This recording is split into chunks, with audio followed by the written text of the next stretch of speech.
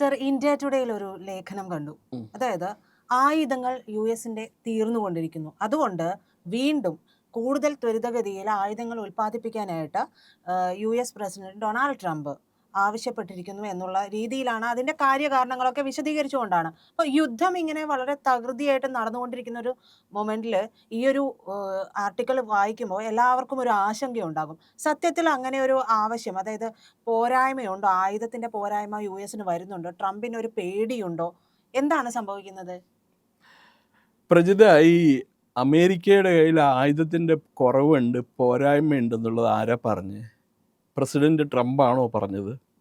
അദ്ദേഹത്തിന്റെ truth social അദ്ദേഹം എന്തോ അതിനകത്ത് എൻ്റെ കയ്യിൽ ആയുധമില്ല, ആയുധം കുറഞ്ഞുകൊണ്ടിരിക്കുകയാണെന്ന് അദ്ദേഹം ഏതായാലും എഴുതിയിട്ടില്ല. അതിനകത്ത് എഴുതിയിരിക്കുന്നത് രാജ്യരക്ഷാ ഉൽപ്പാദനങ്ങൾ, പടക്കോപ്പ് ഉൽപ്പാദിപ്പിക്കുന്ന കമ്പനികളോട് അവരോട് എന്താ പറയുക, പഴയ പോലെ പ്രവർത്തിക്കാൻ തന്നെയാണ് അദ്ദേഹം ഓർഡർ ഇട്ടിരിക്കുന്നത്. യുദ്ധം നടക്കുമ്പോൾ അവർക്ക് എപ്പോഴും പടക്കോപ്പ് ആവശ്യമുണ്ടാവും, പലതരത്തിലുള്ള വെപ്പൺസ് ആവശ്യമുണ്ടാവും.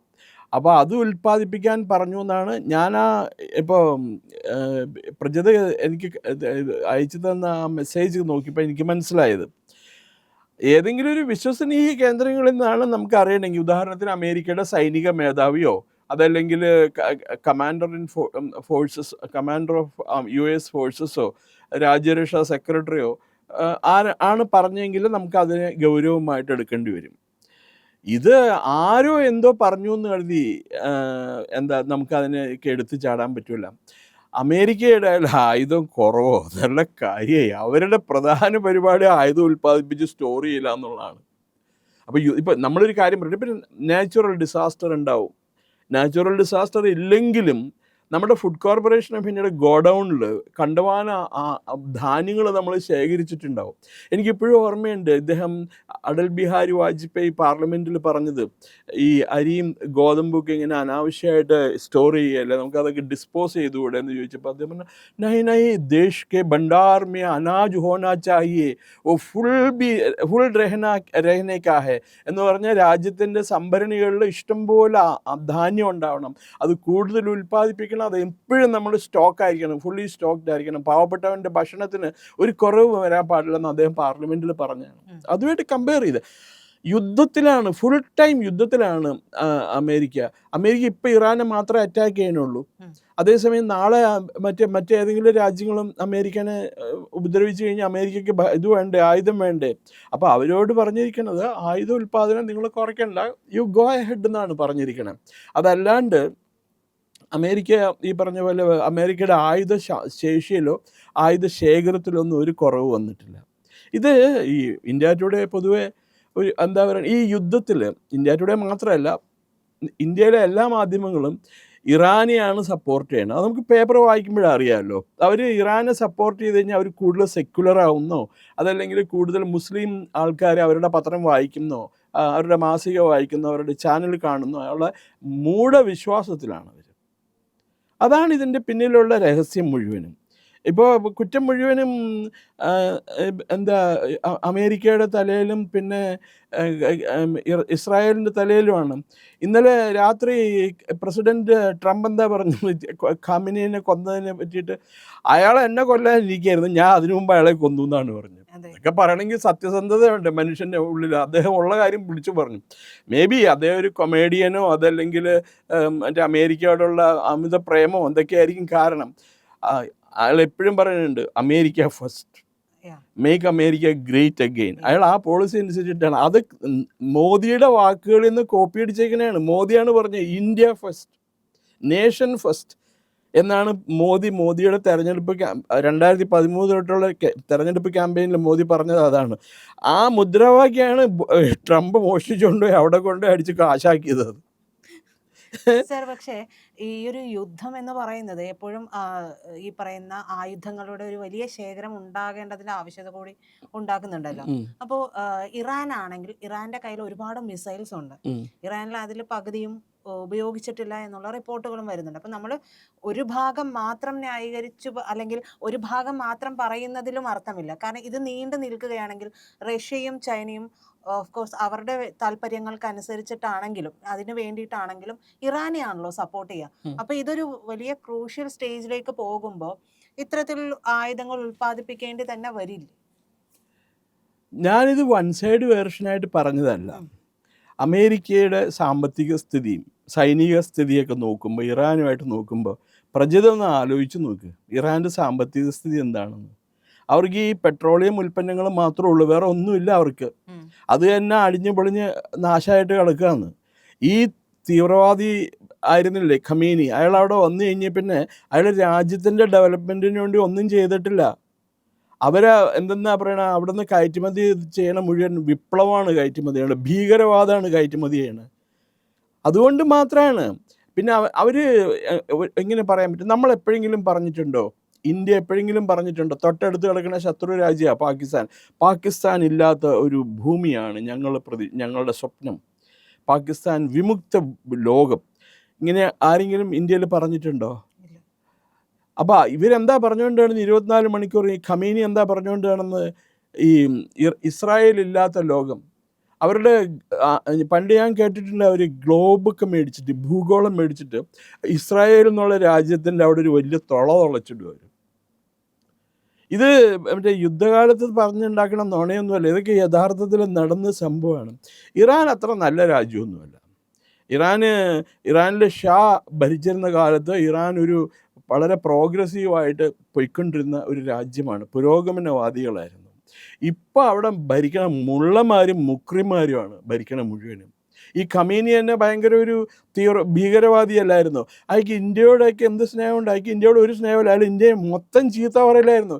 2017 അയാൾ പറഞ്ഞു എല്ലാ മുസ്ലിം രാജ്യങ്ങളും ഇന്ത്യനെ ബോയ്ക്കോട്ട് ചെയ്യണം എന്ന് പറഞ്ഞു.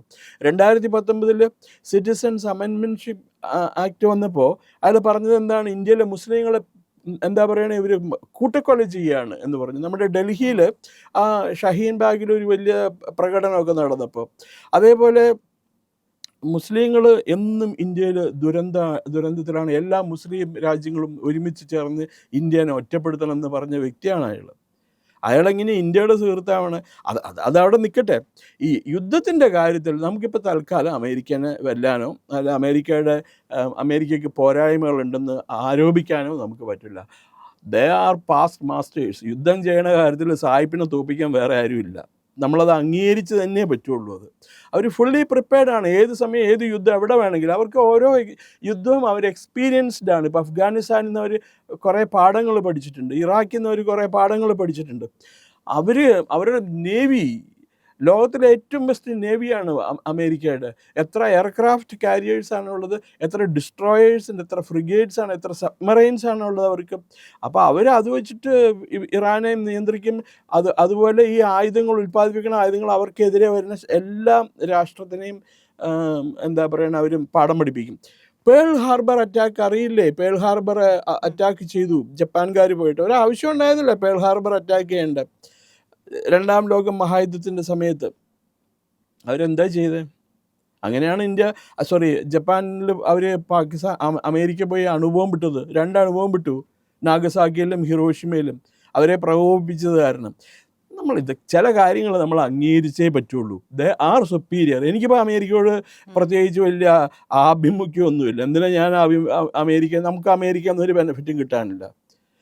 അവിടേക്ക് നമുക്ക് പോകാനായിട്ടാണെങ്കിൽ കൂടി അമേരിക്കൻ കോൺസുലേറ്റിലോ അമേരിക്കൻ എംബസിയിലോ പോയിട്ടുണ്ടെങ്കിൽ മനസ്സിലാവും എന്തൊരു അറഗൻ്റായിട്ടാണ് അവർ പെരുമാറുന്നതെന്നറിയാമോ. Better not to go there. എൻ്റെ അടുത്തൊരു ബന്ധു അമേരിക്കയിലേക്ക് ഒരു വിസയ്ക്ക് വേണ്ടി അപ്ലൈ ചെയ്യാൻ അവരുടെ കോൺസുലേറ്റിൽ പോയി കഴിഞ്ഞപ്പോൾ ചോദിച്ചു, നിങ്ങൾ എവിടെയാണ് വർക്ക് ചെയ്യണമെന്ന് ചോദിച്ചപ്പോൾ, ഇല്ല വർക്ക് ചെയ്യാനില്ല, റിട്ടയർഡാണ്. അപ്പോൾ നിങ്ങൾ ഇതിനു മുമ്പ് എവിടെയാണ് വർക്ക് ചെയ്തിരുന്നത് ചോദിച്ചപ്പോൾ അദ്ദേഹം ഭയങ്കര അഭിമാനിയാണ്, സ്വദേശാഭിമാനിയാണ്. അദ്ദേഹം പറഞ്ഞു, ഞാൻ ആറ്റമിക് എനർജി കമ്മീഷൻ്റെ ഇന്ത്യൻ റെയറേഴ്സ് എന്ന് പറഞ്ഞ കമ്പനിയിലാണ് ജോലി ചെയ്യണമെന്ന്. അവർ കമ്പ്യൂട്ടറിൽ നോ നിങ്ങൾക്ക് പോകാൻ പറ്റില്ല, ഞങ്ങൾ എംബാർഗോ ചെയ്തിട്ടുണ്ട്, ആറ്റമിക് എനർജി കമ്മീഷനായിട്ടുള്ള ഒരു ഇടപാട് ഞങ്ങൾക്കില്ല, പോകാൻ പറ്റില്ല എന്ന് പറഞ്ഞു. പിന്നെ അദ്ദേഹത്തിൻ്റെ മകൻ അവിടെ നിന്ന് എഴുതി അതൊക്കെ കടലാസൊക്കെ ശരിയാക്കി എക്സ്പ്ലനേഷൻ എല്ലാം കൊടുത്തു കഴിഞ്ഞിട്ടാണ് അദ്ദേഹത്തിന് വിസ കിട്ടി അമേരിക്കയ്ക്ക് പോകാൻ പറ്റിയത്. സാർ ഇപ്പോൾ തിരിച്ച് നമ്മൾ അമേരിക്കയുടെ ഈ ഒരു ആയുധക്ഷാമം എന്നുള്ളതാണായിരുന്നല്ലോ നമ്മൾ സംസാരിച്ചു തുടങ്ങിയത്. അപ്പോൾ ഇപ്പോഴും അതായത് ഒരു രാജ്യത്ത് ആയുധ നിർമ്മാണ കമ്പനികൾ അവരുടെ ഉൽപാദനം നിർത്തുന്ന ഒരു സാഹചര്യം ഒരിക്കലും ഉണ്ടാകില്ലല്ലോ. ഇല്ല. അതിന് സാധ്യത വളരെ കുറവല്ലേ? കാരണം ഇത് സാറ് നേരത്തെ പറഞ്ഞ പോലെ ഗോഡൌണിൽ ഈ സാധനങ്ങളെല്ലാം ഒതുക്കി കൃത്യമായിട്ട് അടക്കി വെക്കുക, അത് ഒരു രാജ്യത്തിന്റെ ഒരു സുരക്ഷയും ഒരു ശക്തിയും കൂടിയാണ്. അപ്പൊ അത്തരത്തിലൊരു കാര്യത്തിലേക്കാണ് ട്രംപ് പറഞ്ഞതെന്നാണോ സാറ് പറയുന്നത്? പൊളിറ്റിക്കോയ്ക്കൊക്കെ നൽകിയ അദ്ദേഹത്തിന്റെ ഇന്റർവ്യൂവിലും ഒക്കെ അദ്ദേഹം ത്വരിതഗതിയിൽ ഇത് ഉൽപ്പാദിപ്പിക്കണം എന്നൊക്കെയാണ് പറഞ്ഞിട്ടുള്ളത്. അതുകൊണ്ടാണ് ഞാൻ വീണ്ടും ചോദിച്ചത്. ത്വരിതഗതി എന്നല്ല, അദ്ദേഹം പറയുന്ന ഡിഫൻസ് എക്യുപ്മെന്റ്സ് പ്രൊഡ്യൂസ് ചെയ്യുന്ന കമ്പനികളോട് അവരുടെ പ്രവർത്തനം നിർത്തരുത്, നിങ്ങൾ നിങ്ങളുടെ ഇത് പ്രൊഡക്ഷനായിട്ട് മുന്നോട്ട് പോകണം എന്നാണ് അദ്ദേഹം പറഞ്ഞത്. അത് ഏത് രാഷ്ട്രത്തലവനും സ്വന്തം രാജ്യത്തുള്ള ഡിഫൻസ് എക്യുപ്മെൻറ്റ്സ് കമ്പനിയോട് പറയുന്ന ഒരു കാര്യമാണ്. അദ്ദേഹം സുപ്രീം കമാൻഡറും കൂടിയാണ്. അമേരിക്കൻ സായുധ സേനയുടെയും അമേരിക്കൻ രാജ്യരക്ഷയ്ക്ക് വേണ്ടിയുള്ള ആർമി, നേവി, എയർഫോഴ്സിൻ്റെ ഇതിൻ്റെ എല്ലാം സുപ്രീം കമാൻഡറാണ്. അദ്ദേഹത്തിന് ഒരേ സമയത്ത് ഇപ്പോൾ ഇറാനെയും നോക്കണം, അമേരിക്കക്കകത്ത് തന്നെയുള്ള കുറേ അനധികൃത കുടിയേറ്റക്കാരുണ്ട്, മില്യൺസ് ഓഫ് കുടിയേറ്റക്കാരുണ്ട്, അവരുടെ കാര്യം അന്വേഷിക്കണം. അതിനിടയ്ക്ക് ഈ പറഞ്ഞ പോലെ മറ്റൊരു കാര്യത്തിന് തയ്യാറെടുക്കാൻ വേണം. റഷ്യയും ചൈനയും എല്ലാവരും കൂടി അമേരിക്കനെ ആക്രമിക്കുമോ എന്നുള്ള കാര്യത്തിൽ അതും കാത്തിരിക്കേണ്ടി വരും. അപ്പോൾ അതുകൊണ്ട് അവർക്ക് ആയുധങ്ങൾ എപ്പോഴും വേണ്ടി വരും. ഇപ്പോഴത്തെ സിറ്റുവേഷനിൽ ഒരു യുദ്ധ സാഹചര്യമാണ്. എപ്പോഴും പണ്ട് വിൻസ്റ്റൺ ചർച്ചിൽ ഒരു കാര്യം പറഞ്ഞിട്ടുണ്ട് അദ്ദേഹത്തിൻ്റെ പുസ്തകത്തിനകത്ത്. 6 വോളിയം ഇതുണ്ട് സെക്കൻഡ് വേൾഡ് വാറിനെ കുറിച്ചിട്ട്, ഗാദറിങ് സ്റ്റോം, ദെയർ ഫൈനസ്റ്റ് അവർ എന്നൊക്കെ പറഞ്ഞൊരു പുസ്തകമുണ്ട്. അപ്പോൾ അതിനകത്ത് ഒരെണ്ണത്തിൽ എഴുതിയിട്ടുണ്ട് അദ്ദേഹം, നിങ്ങൾക്ക് സമാധാനം ആവശ്യമുണ്ടോ, നിങ്ങളെപ്പോഴും യുദ്ധത്തിന് തയ്യാറായിരിക്കുക.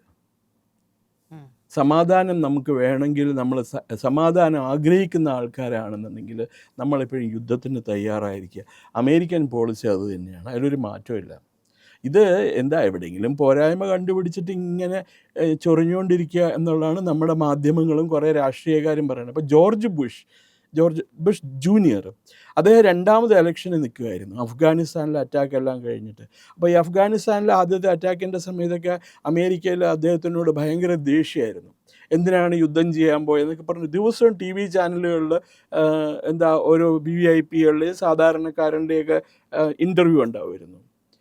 എന്താ ഉണ്ടായത് 2ാമത്തെ ഇലക്ഷൻ? അപ്പോൾ ആൾക്കാർ ഇവിടെയുള്ളവരൊക്കെ പറഞ്ഞിരുന്നത് അവിടെ വളരെ ഭരണവിരുദ്ധ തരംഗമുണ്ട്, ബുഷ് തോറ്റത് തന്നെയാണ് ഇത്തവണ എന്ന് പറഞ്ഞു. അദ്ദേഹം ആദ്യം ജയിച്ച ഭൂരിപക്ഷത്തെക്കാളും കൂടുതൽ ഭൂരിപക്ഷത്തിനാണ് ജയിച്ചത്.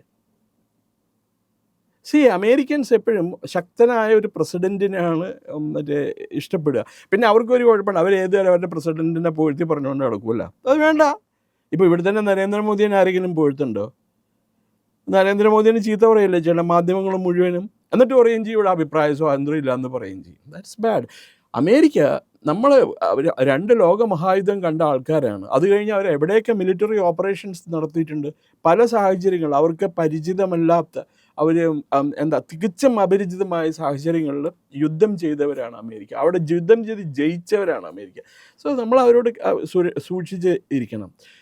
അതൊക്കെയാണ് ഈ ഡിപ്ലോമസി എന്നൊക്കെ പറയണത്. അമേരിക്ക തന്നെ ഈ യുദ്ധത്തിൽ ജയിക്കും. അവർ ഇപ്പോൾ പ്രസിഡൻറ്റ് ട്രംപ് പറഞ്ഞിരിക്കണം 4 ആഴ്ചയെങ്കിലും എടുക്കുമെന്നാണ് പറഞ്ഞിരിക്കുന്നത് യുദ്ധം തീരാനായിട്ട്. ഇസ്രായേൽ പറഞ്ഞു ചിലപ്പോൾ അതിലും കൂടുതൽ എടുക്കുമെന്ന് പറയുന്നു. യുദ്ധം തുടങ്ങിയതാരാ? ഇറാനാണ്. യുദ്ധം തുടങ്ങിയത് ഇറാനാണെങ്കിൽ യുദ്ധം അവസാനിപ്പിക്കാൻ പോണ അമേരിക്ക ആയിരിക്കും. Mark my words.